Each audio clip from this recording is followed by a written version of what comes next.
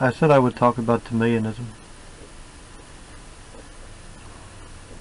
I never really fully explained what the moiety was, because a large part of it is actually entwined with my belief system, which is part of what Timaeanism is. Timaeanism is not only it's not only a belief system, my Christianity, but my Christianity is contained within the umbrella of Timaeanism as a whole.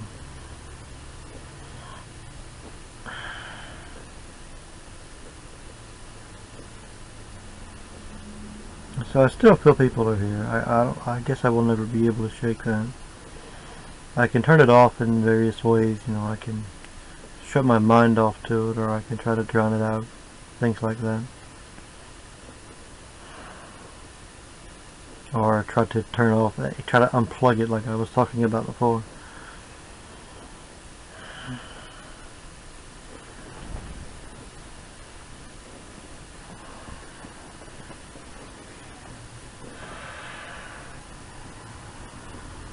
When it comes to the moiety, there's two. The moiety, as it is, as I use it, is actually okay, so I said that there are 144,000 men that Christ has atoned for, and then so I said, well, I have to atone for the 144,000 women that will be paired up with those men in the kingdom to repopulate the earth in the kingdom age. This will be the new age of humanity, the golden age. You want to talk about the yugas or whatever, this would be, we're in the iron age, the yuga. I don't know why people subscribe to that, but it's kind of funny that, what is it, the year of Brahman? The scientific world, the scientific model, says that the Earth is 4 billion years old and the universe is 14 billion years old. And that actually coincides with the Yuga cycle and the Indian mythological dates. The year of Brahman, I believe, is 4 billion and 300 million years.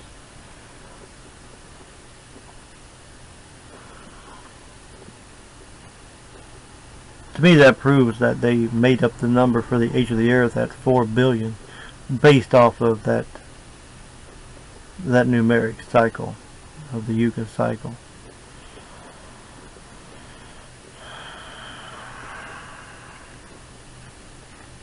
I've actually heard people say that that system is correct because science has proven it, and to me it's the opposite. It's that the science has chosen that number because of it.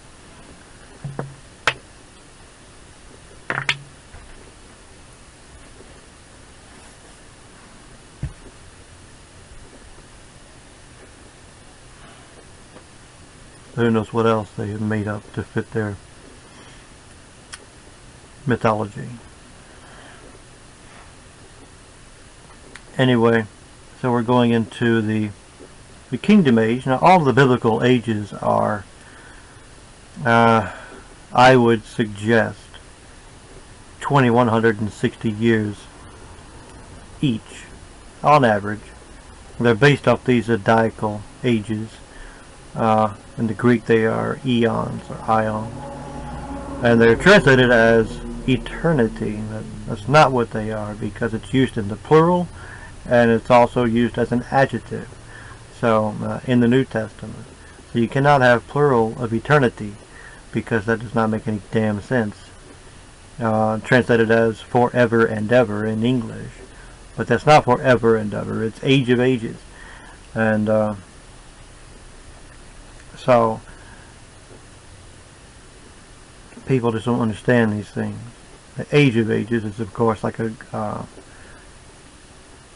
I would say that would be the processional cycle itself, the whole thing, all 12 ages together. But which is 25,900 years. But anyway, so each age is about 2160 years if you divide it evenly. And the kingdom age is coming up next. After Christ returns, the next zodiacal age would start in about 2100 A.D. Coincidentally, the Timaean calendar starts. It coincides with the. There is no BC in the Timaean calendar. I've always hated counting backwards. Negative numbers. The Julian calendar has negative years. And then the Gregorian calendar has BC years, and I don't like that. I don't like counting backwards. That makes no sense to me. Time does not move backwards. Time moves forward. So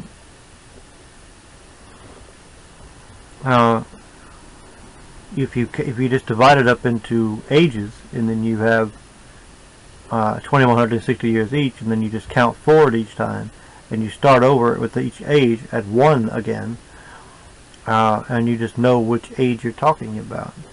So there is no reverse numbering. So there's no 500 BC or whatever. That would not be the case. So the Timaean age, this current age, started 60 BC. So you just add 60 years to the current year. So this is 2080 in Timaean time. And then 2100 would be 2160, and so that's how that goes. The Timaean year system. However, concerning the men and women of the kingdom age, I have to atone for the women. The only people that make it into heaven or the kingdom are people that have been atoned for, and Christ's atonement cover us in the blood. He did not atone for everybody. I don't understand how people can think that he did. How can people think that he atoned for everybody? He could not atone for everybody because atonement didn't apply to everybody in the covenant, in the Torah. It only applied to the lineage of Abraham. It makes no damn sense that he atoned for everybody when it did not concern them.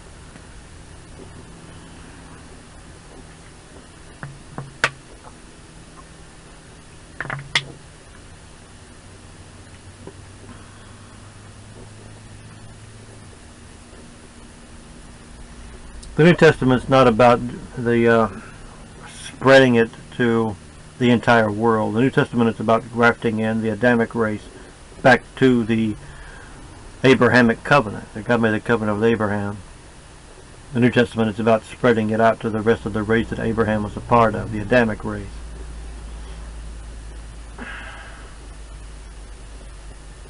The girl is still on, but I'm kind of tired of recording her.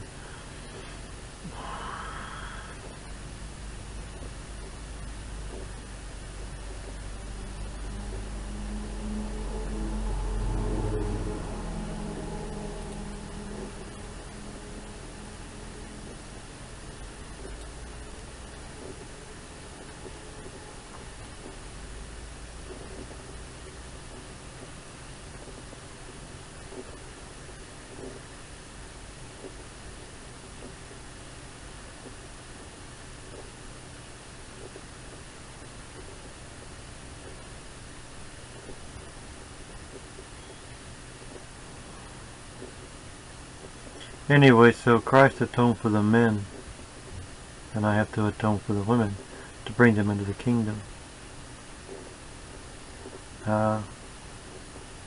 Because as it says in Revelation, he atoned for the 144,000. The Bible only ever counted men. The Bible only ever counted men in large groups.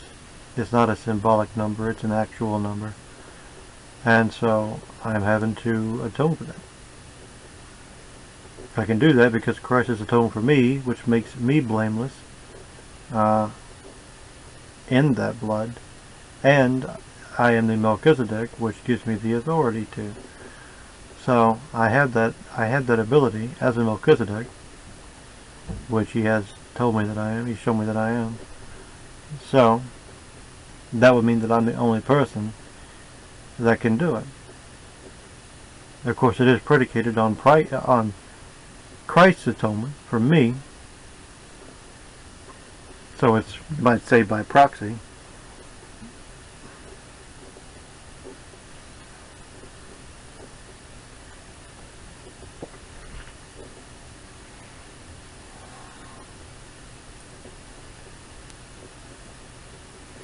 But it's the sun and the moon.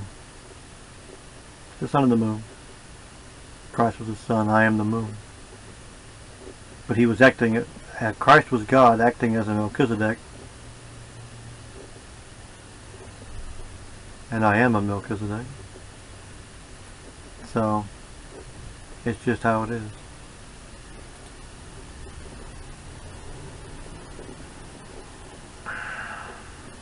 Nobody's on today, except her, I guess. Anyway, so yes, 144,000 women to be brought into the kingdom to basically marry the 144,000 men, and they will then repopulate the earth in the kingdom age. It's a physical world, it's not a spirit world. There is no heaven, it's an age. Just like there is no hell, it's an age. It's a purification. Hell is a place of purification.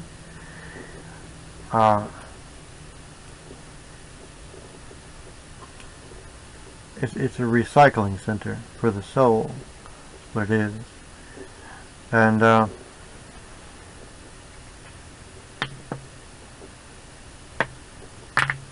remember her one time saying something about caution, I'm attempting to be sexy, or something to that effect. I'm attempting sexiness, something like that. But anyway, so yeah, there is that. There's the 144,000 women for the 144,000 men.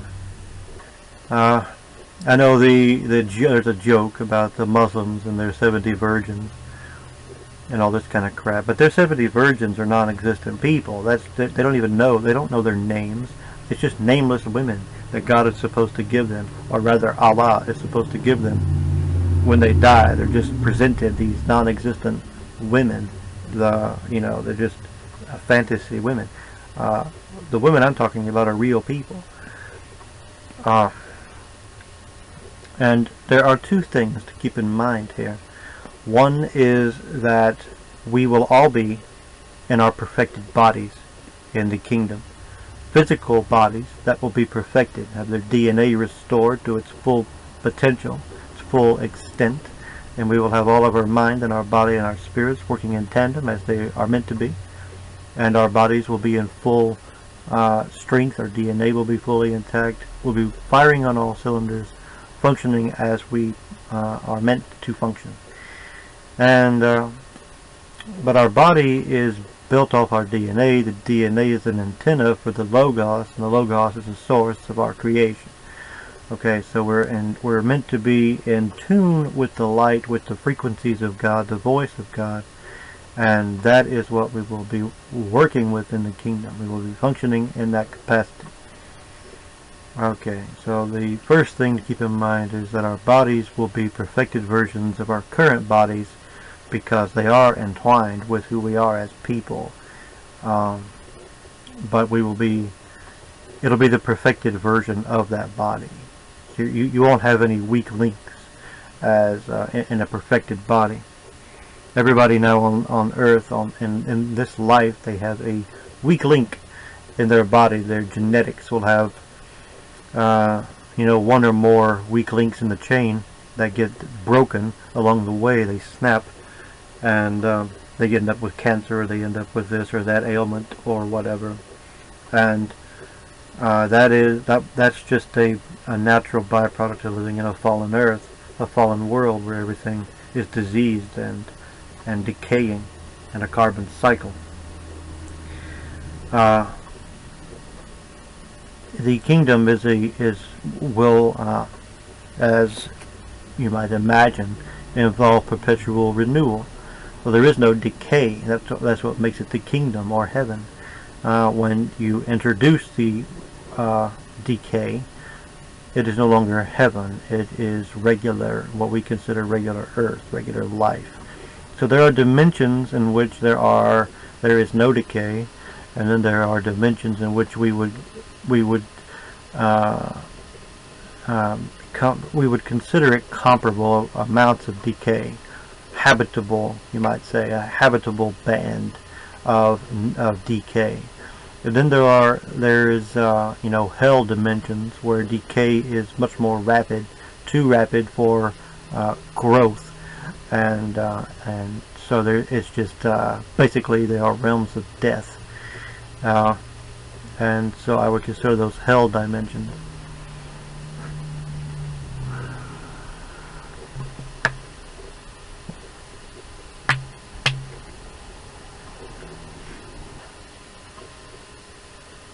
Timaeanism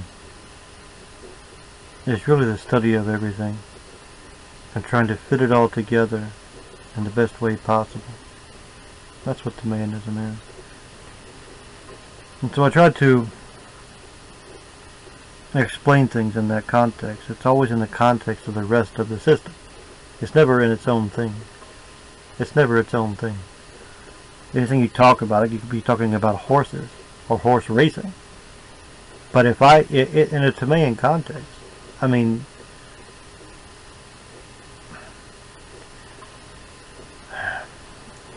if I were to write about horse racing, it would be in the context of every other thing that I talk about. Or if I talk about horses, or if I talk about giant sea squid, the giant squid and the ocean depths.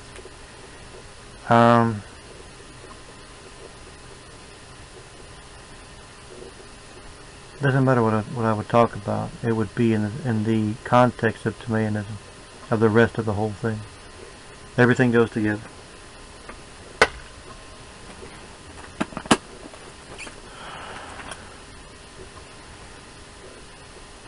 I tried to make a video a couple weeks ago, or a few weeks ago now, about the nature of the cosmos and how it relates to God. And my explanations of things are not super technical. I'm not, it's not the way I think. At least not about the cosmos. I just give descriptions that he gave me, that he showed me. I can describe what he showed me. That's about the best I can do.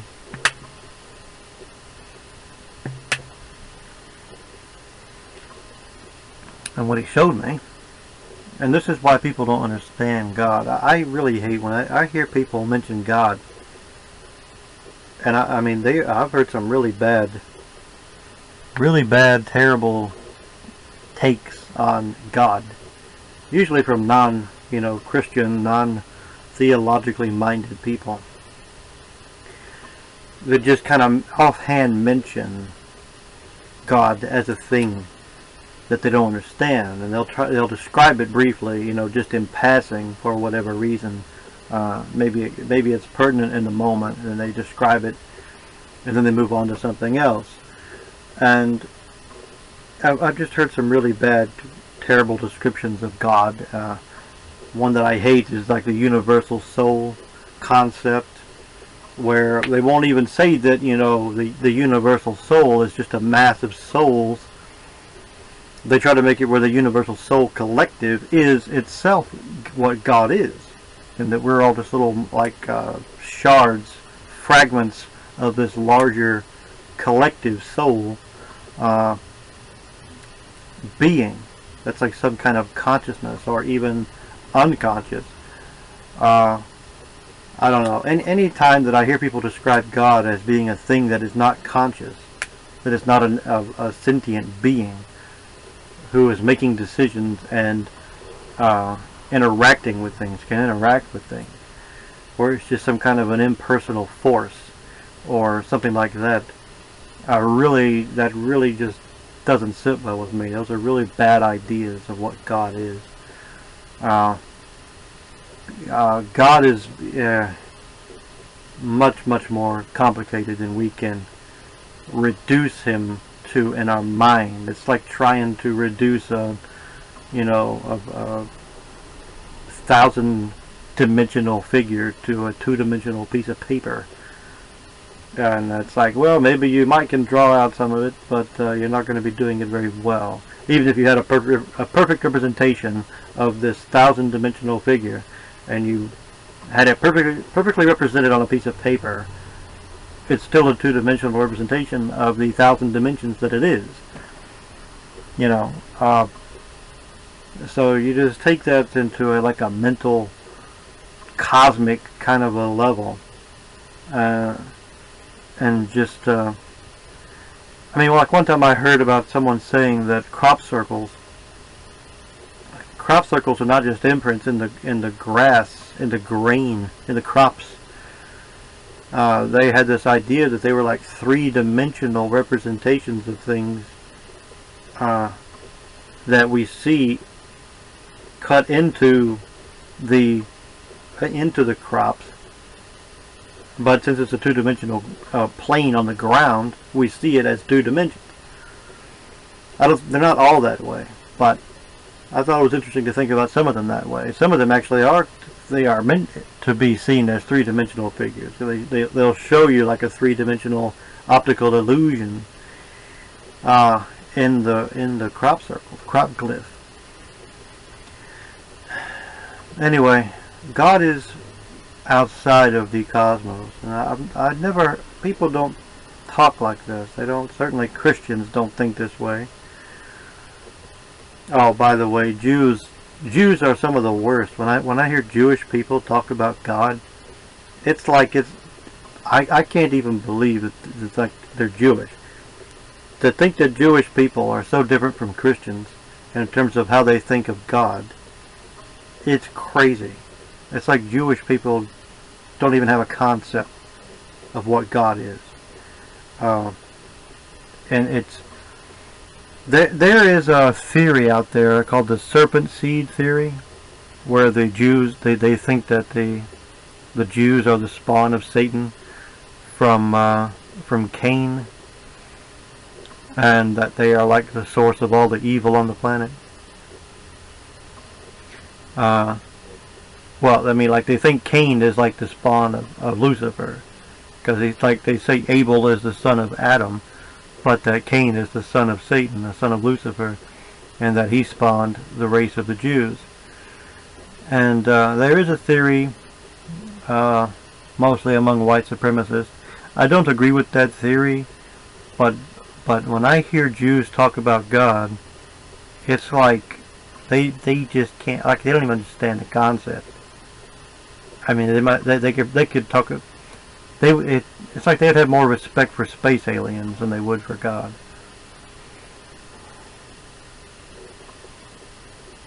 Anyway, God is outside the universe. He's not inside the universe. He's not made of anything. He's not corporeal. I don't understand why this is so hard for people to understand. Creation is separate from God. God is separate from creation. He is creating a thing. He's not the thing that he created. You can tell she's a sweet girl. I've heard her talking. I've seen her interact with the people. She's not a bad person. Not everybody on here is. Some of them a lot of them I don't care for. I don't watch all of them. I just watch the ones that I think are decent.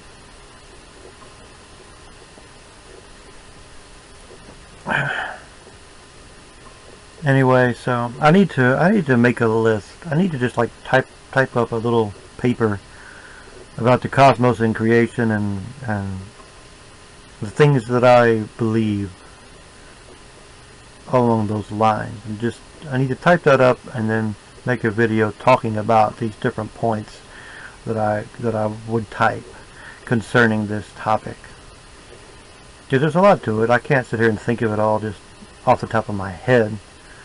But anyway, He casts the light, he speaks the light. The light is the source of all of it. The EMF spectrum, the parts we can observe and the parts we can't observe.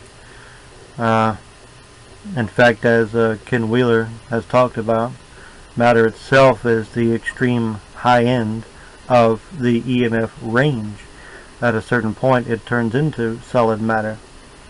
And that makes sense to me. Perhaps, I'm not certain about it, but perhaps the elements themselves are like notes in the harmonic range. So you have the octaves on a keyboard, you have octaves in light, and perhaps when you get to matter, the elements themselves are also arranged in similar octaves. I don't know. It'd be interesting to think about. I know that the valence electrons have shells, and I believe 8 is the maximum number of electrons in most of the shells. The interior shell only has 2 electrons, but then there are 8 in all the shells after that, I believe. 8 maximum, not 8 all the time. 8 maximum. After you get to 8, then it goes to the next shell. Or so they say. I mean, what the hell do we know? We're just going by what they tell us. This is their atomic theory.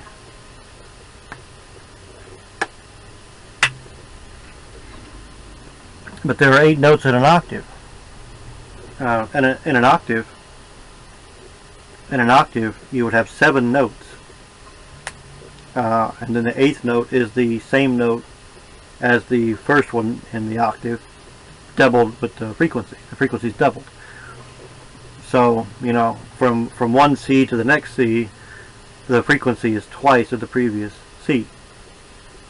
So that's just how that goes. And there's an argument for the frequency actually in music when what is the so-called international scale.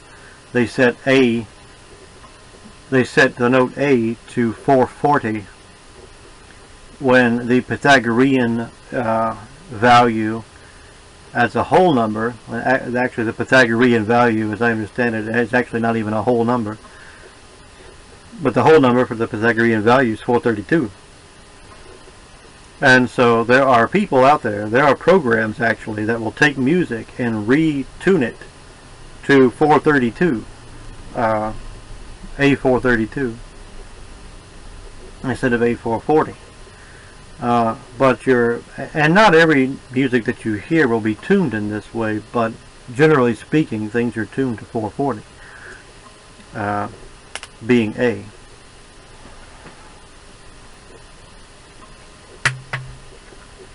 And that's of course 440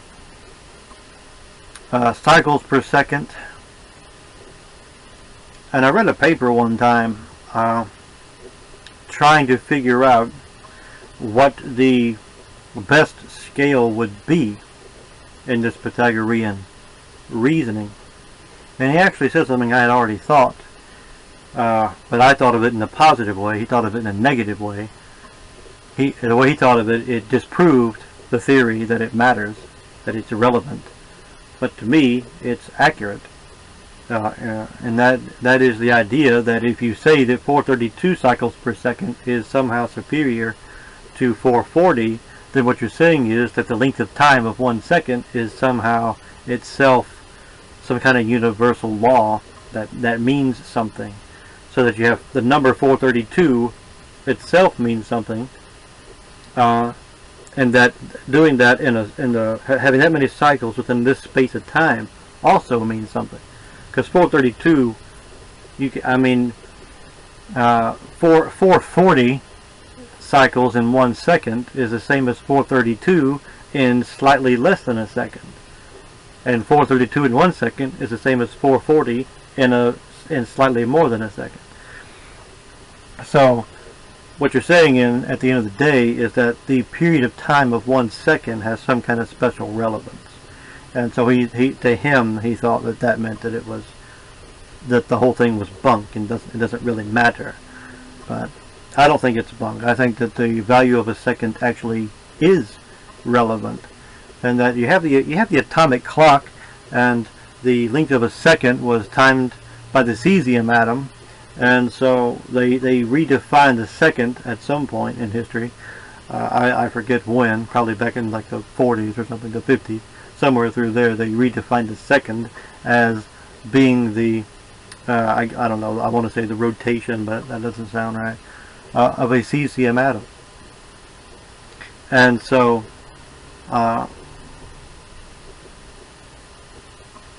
that in and of itself means that it has some relevance, because it is taken from nature itself. But also, I mean, there's a certain number of minutes in a day, and there's a certain number of seconds in a day. When I was working on my calendar and my day cycle, I tinkered around for a bit for changing the length of minutes and changing the length of seconds, but I ended up leaving both minutes and seconds at the same length that they already are, mainly because there are 1440 minutes in a day, and what is it? It's like 80,000, 85,000. I forget the number in a day. I used to know it.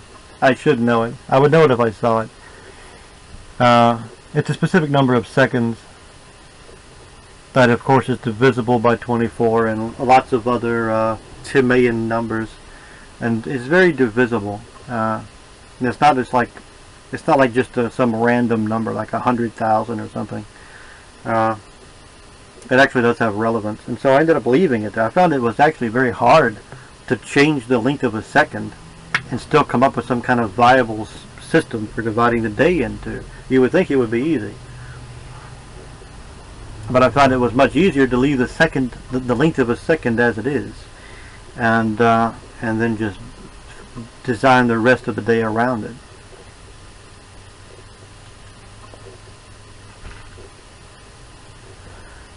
Anyway, not that that really matters concerning what I'm talking about, but like I said, it all goes together.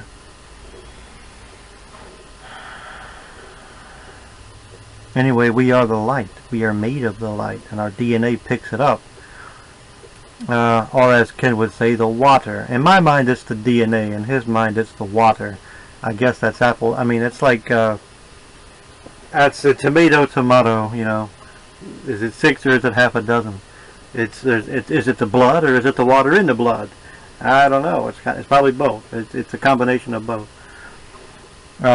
Your DNA, the double helix of the DNA is the antenna that picks up the life-giving energies of the cosmos, the logos, the EMF range.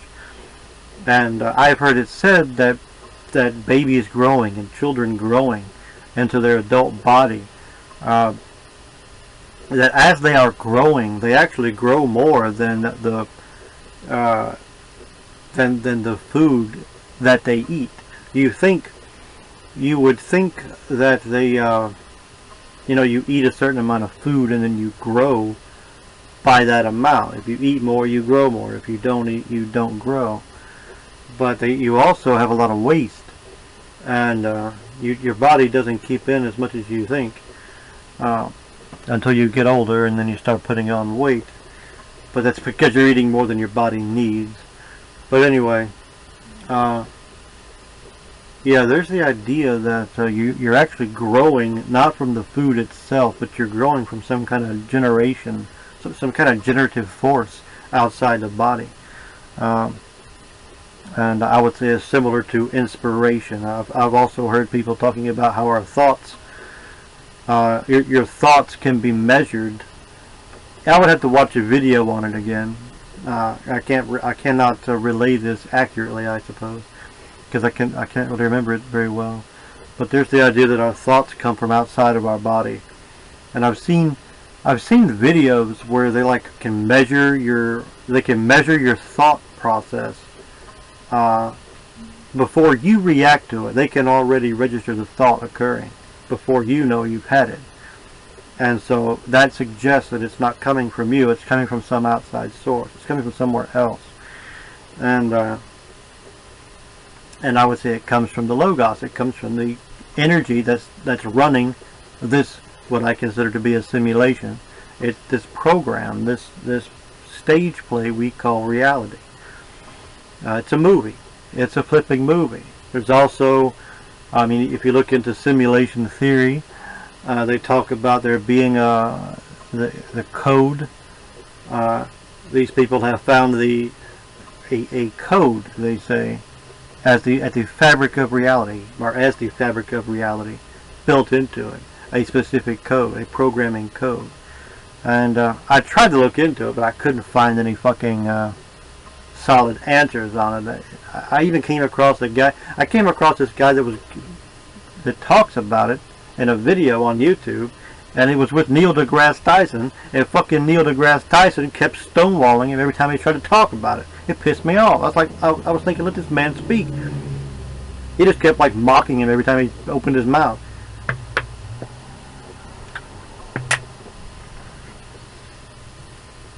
That damn Neil deGrasse Tyson is just he's an agent against truth. And I would say higher awareness. Anyway.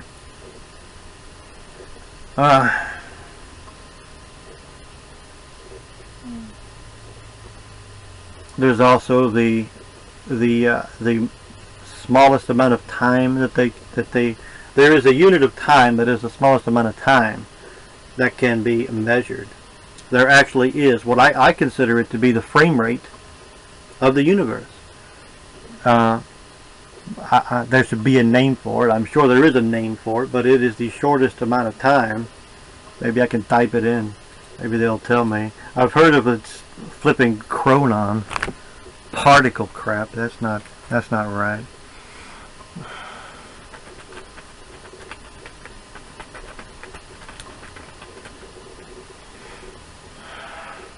Planck time is the time light takes to travel one Planck length. Theoretically, this is the smallest time measurement that will ever be possible.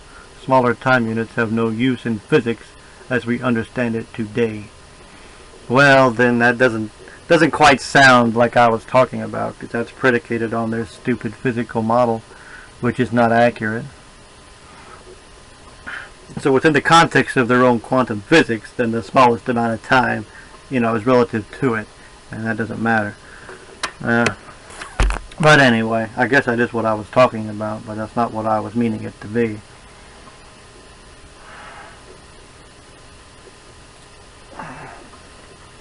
But it doesn't really matter. In my mind, there is a shutter rate or a frame rate of the universe, the cosmos, like the flicker rate on a TV screen. It's the amount of time. It's the speed at which the screen image is drawn on the TV screen, or the computer screen, the laptop.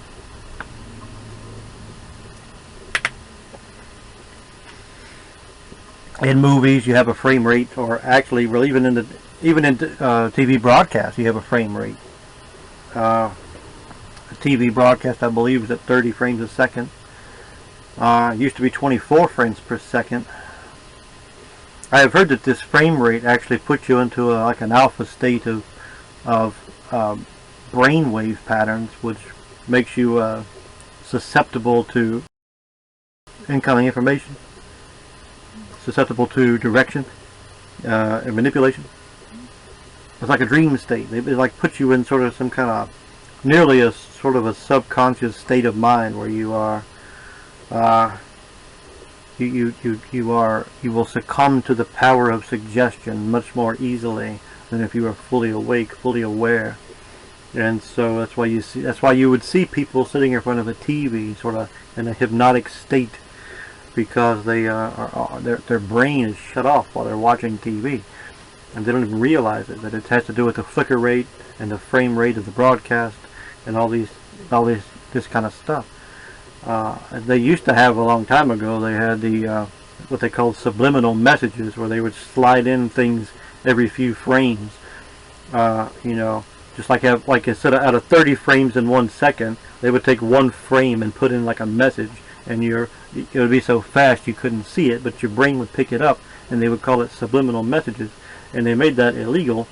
But they have found other ways around it, and it has to do with the frequency modulation of the actual frames themselves and the image itself. So no wonder my mother has her brain has turned to mush watching the news all this time over the past several years.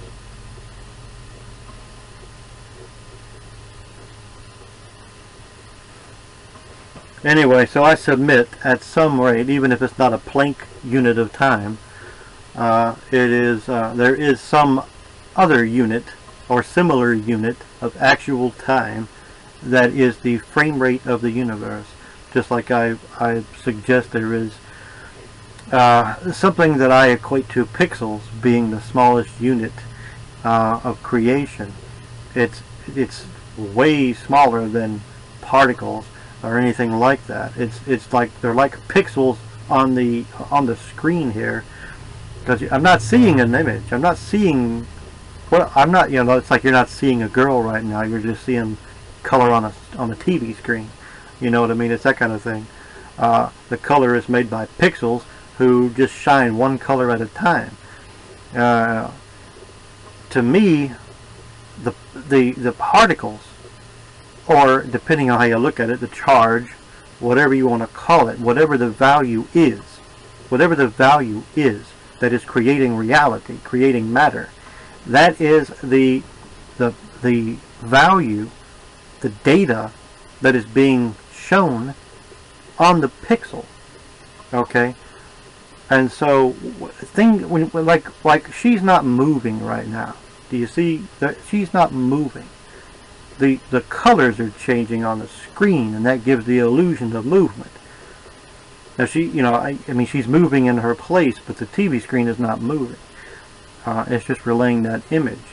And so that is what I suggest in the cosmos. I don't know what to even call this. The closest thing I've come to it is something called the plenum, which is, it's like this field of particles. But that's not what I'm talking about. I'm talking about, it's like the universe it's not even full of these things. The universe is projected from these things. Just like this image, this screen is made of pixels. Alright, saying that the universe is full of these particles or these pixels is not right. That's like saying this image is full of pixels. But it's not. It's that the image is projected onto the pixels. Okay, by the pixels in the screen. So we have this screen. I used to say it was space-time was the screen that were projected into multidimensional space-time, but I don't say that anymore because space-time is that's not a real thing. So it's just whatever kind of construct it is, but it has these multidimensional pixels in it.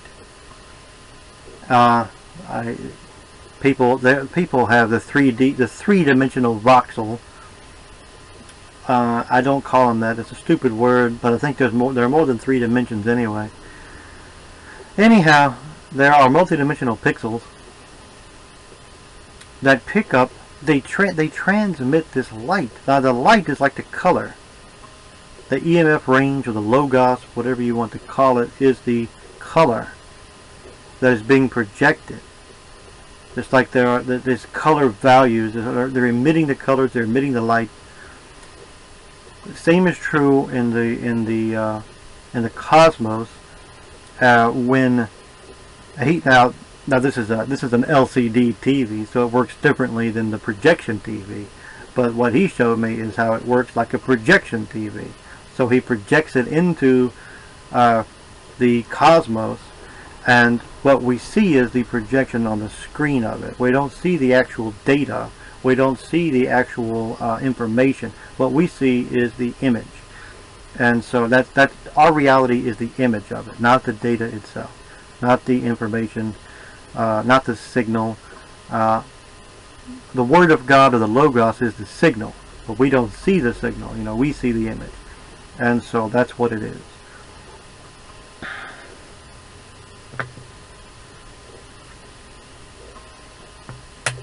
And so for years and years I've been saying that the light is the image. I mean, the light is the light is the Logos. The light is the Word of God. And and I don't know. Even before I ever heard Ken Wheeler talk about it, I was saying that somehow we are made of this light. And I remember I read that in David Icke's books years and years ago, where he was talking about how, in his mind, matter is made up of convergent frequencies. The way he put it was like interference patterns of wavelengths. And so you have like constructive and destructive interference, and that somehow matter is made out of like these conflicting energy patterns, and it makes, and in his mind it makes matter. That's what he was saying in his old books. And I guess that's where I kind of got it from. But God showed it to me like in a, I don't know, a better way, or a way that I understand it better, or that's more kind of tangible to me. But anyway, God isn't made out of the Logos. He's not made out of any of this stuff. This stuff is all fake compared to God. God is infinitely more real than anything in creation, because the creation is created by God. It's like us making a. It's like that verse in the Bible where it says, can the pot ask the potter, why have you made me thus? In other words, I mean, you've got your pottery here. You've got the guy molding the clay. It turns into what he wants it to become. It has no say in the matter. If you want it to be a cup, it's a cup. If you want it to be a pot, it's a pot. You know, it has to mold itself to what you want it to do. Okay? And that's what we are. We are a creation. We are a thing. Okay? And this is why to me, this is what the simulation is. Anytime you hear anyone else, I have never heard anybody talk about, every time I hear simulation theory, people are talking about computers, because they get it from the Matrix. That's their understanding of a simulated world. But in my mind, it's not about computers. When I talk about simulation, it's a simulation, but it doesn't necessarily need to be computers. We're talking about God here, or I'm talking about God. And so God does not have to use a computer to create crap, okay? I mean, he's God. He's the one creating it. So you could call it a type of computer if you wanted to, but I would not do that, because people think that, you know, their understanding of what a computer is limited to ones and zeros and keyboards and a screen. To them, that's what a computer is. So if you tell them creation is run inside a computer, they're going to think that's what you mean, and that's not what I would mean at all. It's some kind of, I don't know, it's some kind of a system that it's run in, but I don't know if we could even call it a computer by comparison to what we know computers as. Best I can say is that we are given these things as analogies to be able to understand our cosmos better in, that we live in. So I think personally that today we can understand creation 1,000 times better than 2,000 years ago, when people like Paul and people writing the Bible were talking about God creating the universe, or the Greek philosophers writing about the universe. We can understand in our world today much better than they ever could. Simply, even just through analogies alone, we can understand better how things work than they did. And so people that think the Bible has the final word on, you know, everything are sorely mistaken, and they're going to get the short end of the stick a lot more than they realize if they try to make the Bible the only book they ever read. Or really anybody that clings to such an old system as that. I mean, basically, they're just different types of philosophy, but they're not. It's just people thinking about things. They're thinking about things and they're guessing. They're making guesses. And nowadays, in this modern world, we don't have to guess about nearly as much because we can see so much more being evident in front of us. Like I said, simply with the TV, I mean, like I just said, they would use an analogy of people being like clay in the hands of God, and He makes them as He wants them to be. You know, how much better is it to say that we're living in a movie, or we're in a book? Even a book is better than that. You could say we're in a book, that He wrote the characters and we are the characters in the book, or He wrote a movie and we're playing out our part. That is a much more accurate scenario of what's going on. Even better than that are something that's come up even more recently than movies, which are video games, which is what He used to show me how He made the earth. That's what I've been talking about, what I've just been talking about. He showed me that when I was playing video games one day. And I was like running around. He's like, and I haven't even got to this part yet. You play a game. You are sitting there in your home, and you're watching the TV, and you are playing a game taking place on the TV, but it's not in the TV. The game is taking place in your machine. The machine's projecting it into the TV, and you're playing the game through that medium. Okay, and you have your player character, and he's interacting with the characters in the game, but none of those characters are real, and even the character you're playing as isn't even real, but you're controlling that character, and they're interacting with that character, and that's the only character that can go in and change the world. Everything else is run by the program. And people think that they have this meme about NPCs, and they say, that NPCs are the followers, and they can only go by their programming, and they can't change their programming. But everybody that talks about the NPC meme, they think that themselves are not NPCs. But I was using that analogy years ago, back because I was playing Oblivion when he showed me this. So this is like back in that time frame of 2007, 8, 9, and he showed me that Christ is the player character for God, for Yahweh, or Yahweh it actually is the player character, because He's outside the cosmos. Yahweh is His character inside the cosmos. Christ is His avatar in here to interact with us with. You see, that's the player character. That's the one that changes things. The rest of us are non-player characters. And we can't really change a hell of a lot. We're just in the current. We're in the ocean tide, so to speak.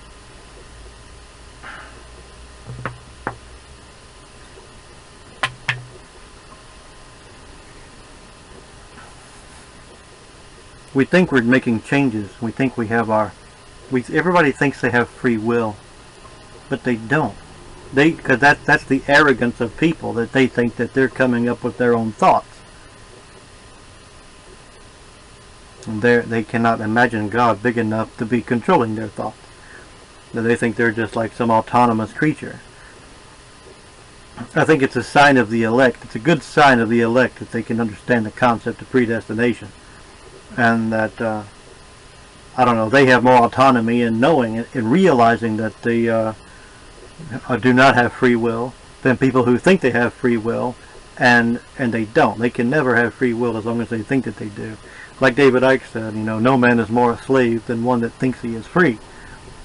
Where everybody's basically a slave to the system, but they don't realize it because everybody thinks they are free. Now we are free. You can go where you want. You can work where you want. You can, eat the food you want.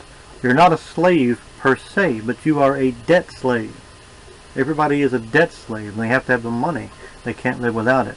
And so that they are addicted to it in a way.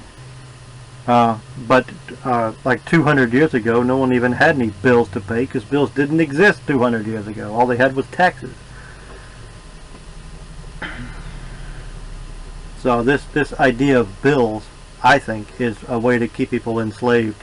It only came up in the 20th century, really, which was after slavery. I think they devised a way to keep people enslaved after they freed black people. They came up with a way to make everybody slaves. That's how I see it.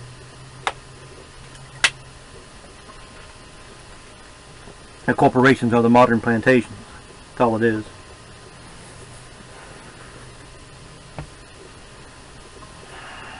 That's just a way of looking at it, though. A lot of people, most people don't see it that way. Some do.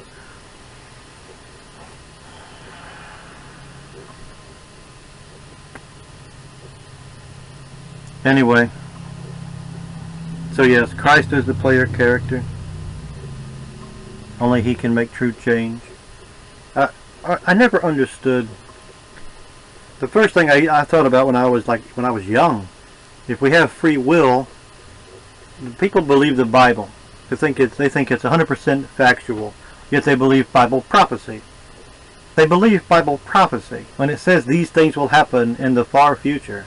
You're telling me that Revelation prophesied things that will happen 2,000 years down the road, and that somehow free will is going to add up to those exact prophetic events. That's impossible. You're telling me, I mean, that's God telling you how things are going to be because He made them to be that way. You know, I mean, it's like, what are you talking about? I always hated this, Christians, when they say God allows these things to happen. I hate that. I hate people saying that. God allows these things to happen. That's their little workaround. Anytime they say that, they're having to get around predestination. Well, we can't understand His ways, but He allows these things to happen for our benefit. It's like, no, He makes them happen for your benefit. Just say it. Why can't you say it?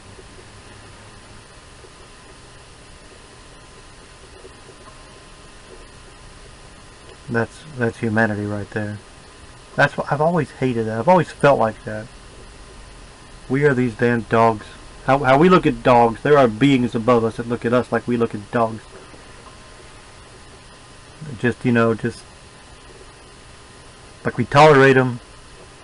Some people like them. Some people don't.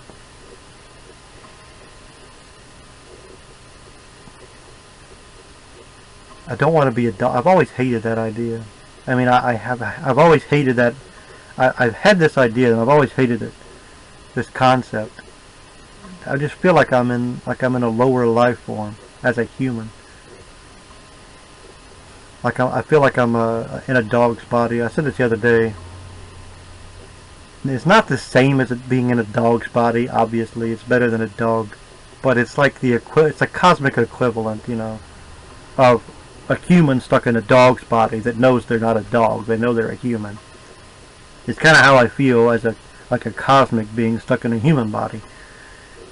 You know, you just feel like I just feel like I'm lower. I don't want to say lower than I should be. I just know that there's greater things out there, and I don't like being human, stuck as a human, when I know there's greater things out there that we could be.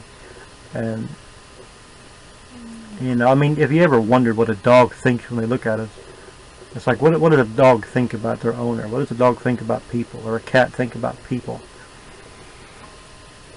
And, you know, obviously they realize that we're superior to them in some way, but I'm not sure how cognizant they are of it.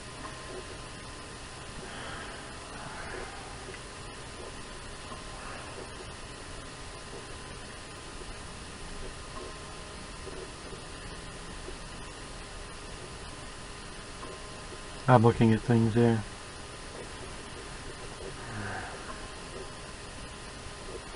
Total eclipse of the sun on December 14th, 2020 in South America, of course. Oh, that reminds me of the 2017 solar eclipse.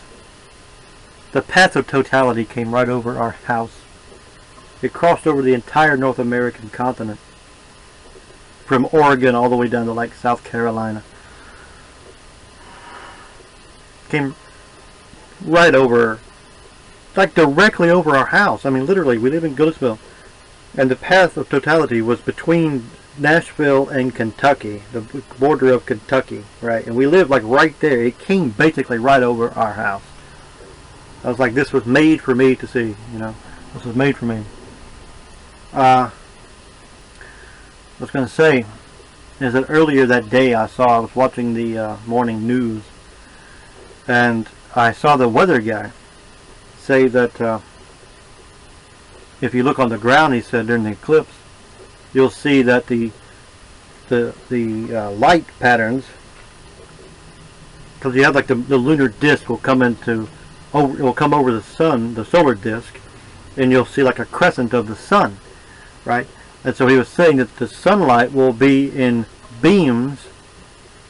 Everywhere you look around you, you'll see little beams of crescent-shaped sun patterns. And I thought, that is bogus. That's bullshit. That's not how light works. That's not going to happen. And I just thought that was so crazy. But sure enough, when I was out there, and we have all these trees around, so light's going through all the trees, all the leaves, and it hits the ground, and everywhere on the ground were all these cascading little crescent light patterns, all over the ground, everywhere. And I was like, I was taken aback, because that should not happen.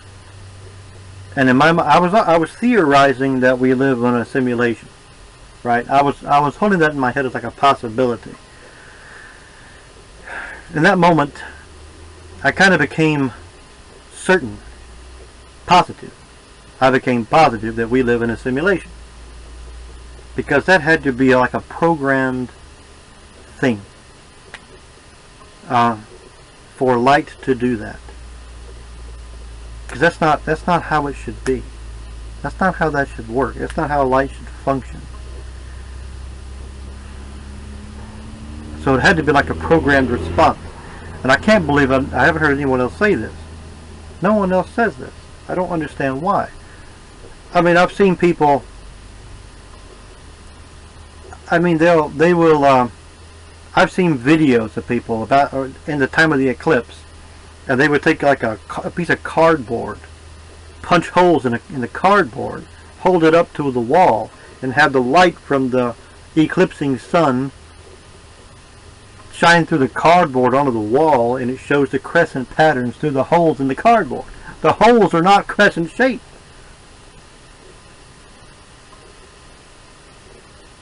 Light. I can't stress this enough. It's light.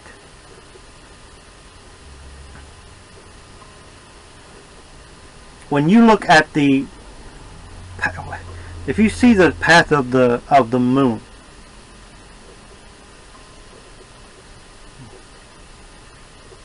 and you see it coming over the earth, okay, like in the animations of the moon, right? You have the moon coming in front of the sun. It shows like the shadow of the moon crossing over the earth. You're either in the sunlight or you're in the shadow.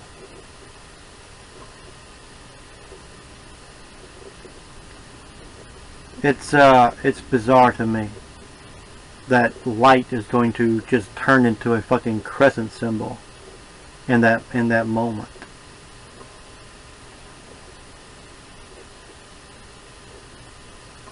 If you put, what if you did an experiment and you had like a flashlight, and you put a half of a circle in front of the flashlight, you like taped it on so that it's got half of a circle on the part of the flashlight,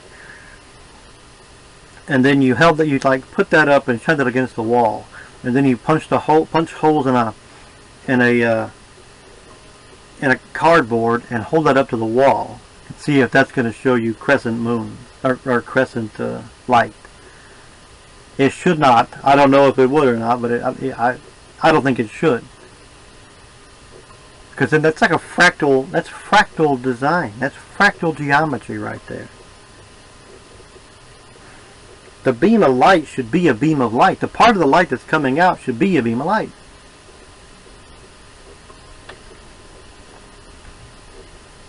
It's not like a damn cookie you take a bite out of.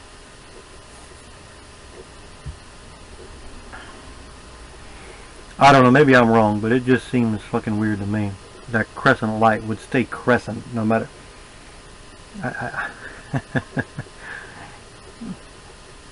That's just crazy talk. That's crazy talk.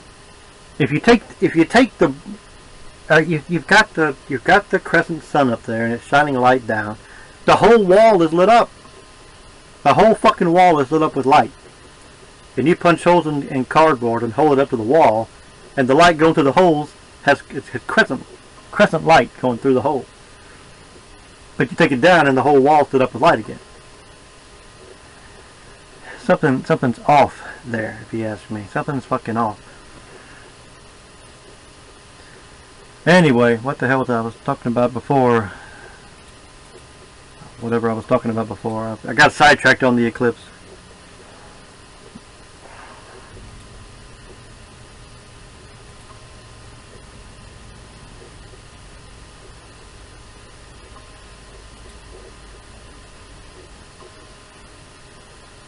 Yeah, I need to codify some of these things and try to go over them in a more direct fashion.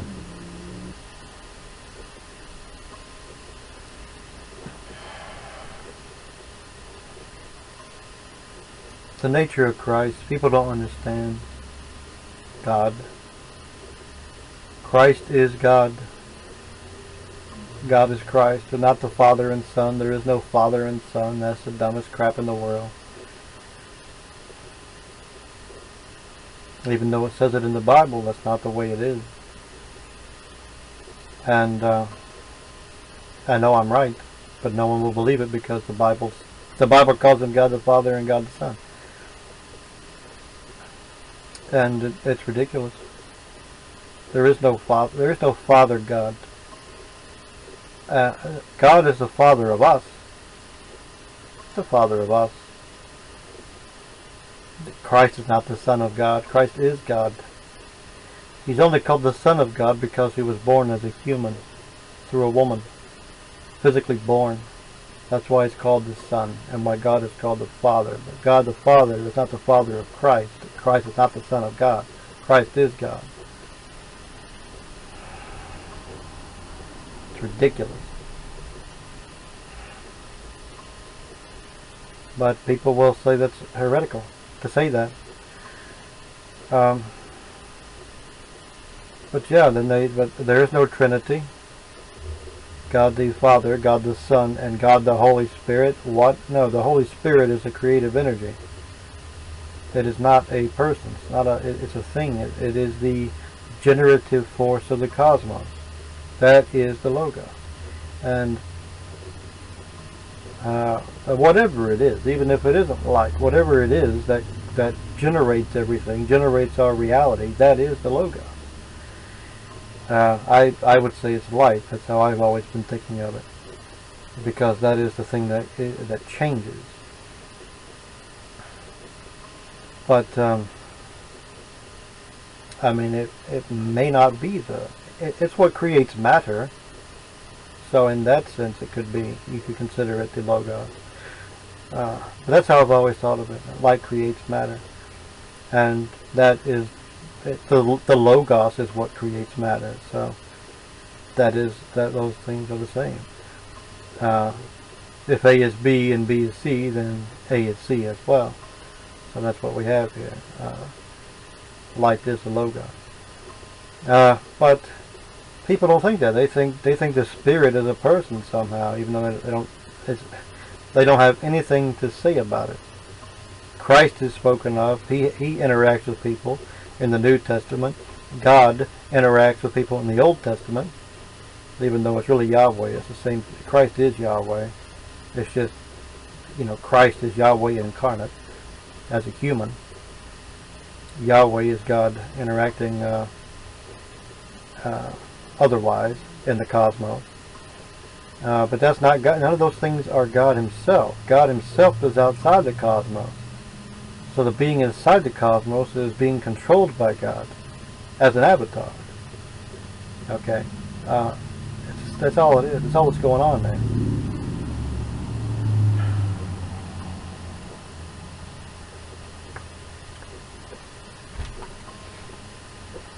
Anyway, nobody gets that.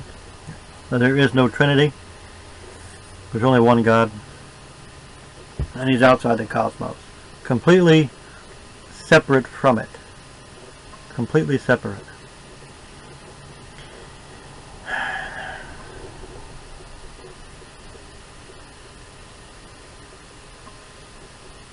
So, like I said,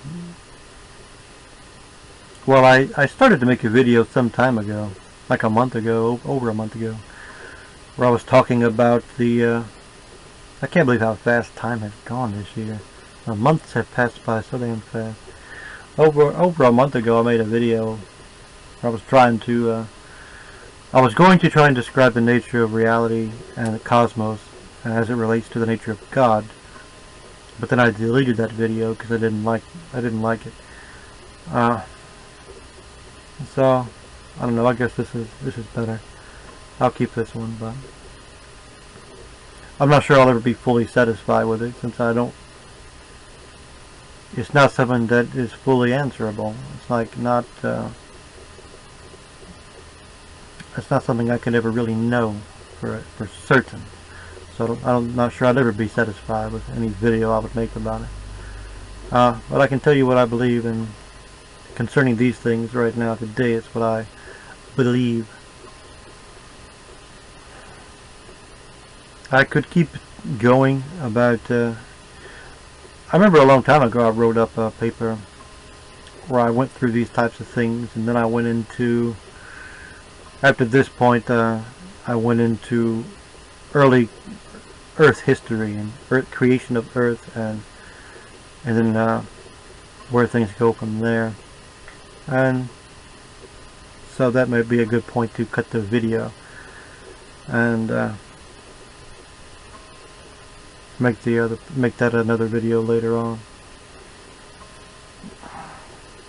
I think I need to start working more on the Timaeanism itself, and then make videos about the progress of what I have done, and that sort of thing.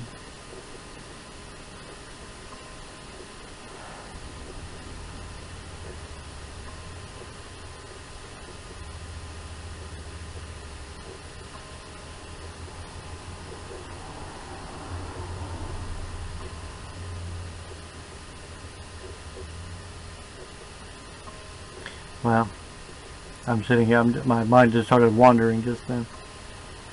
Alright, well, I'll cut it off here. I will catch you later. Until then, take it easy.